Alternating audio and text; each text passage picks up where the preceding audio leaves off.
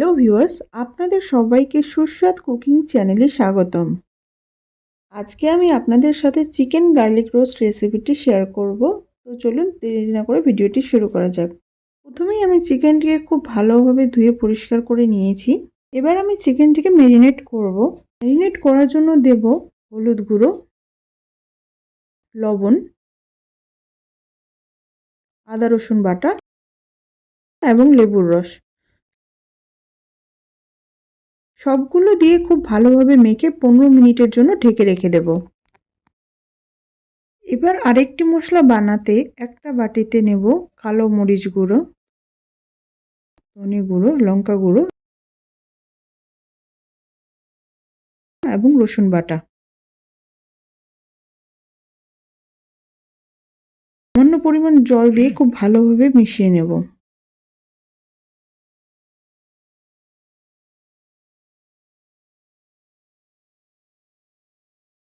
মশলাটি বানানো হয়ে গেছে, এবার এটিকে সাইড করে রেখে দেব। এবার একটি কড়াইয়ে তেল গরম করে পেঁয়াজ কুচিগুলো দেব। ভালোভাবে ফ্রাই করব যতক্ষণ না অবধি পেঁয়াজের রঙটা একটু পরিবর্তন হয়। পেঁয়াজের রঙটা একটু হলদে হয়ে আসলে এবার এর মধ্যে ম্যারিনেট করা চিকেনগুলো দিয়ে দেব। এবার সব ভালোভাবে মিশিয়ে নিয়ে নেড়েচেড়ে নেব।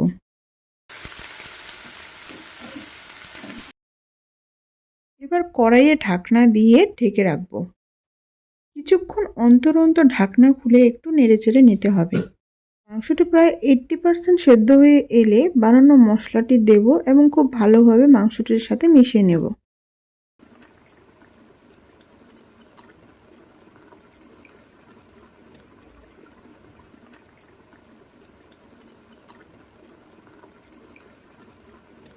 আবারও কিছুক্ষণের জন্য এটাকে ঢেকে রেখে দেব।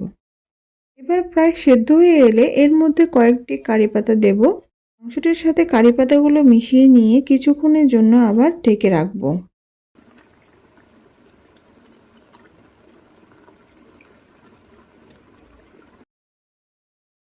এবার এর মধ্যে কিছু ধনেপাতা ছড়িয়ে দিয়ে নেড়েচেড়ে নেব।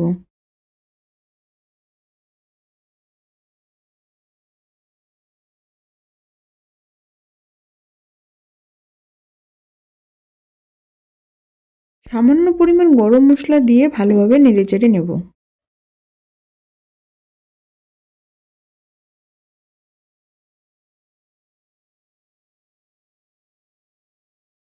শেষে অল্প পরিমাণ লেবুর রস দিয়ে নেড়েচেড়ে নামিয়ে নেব।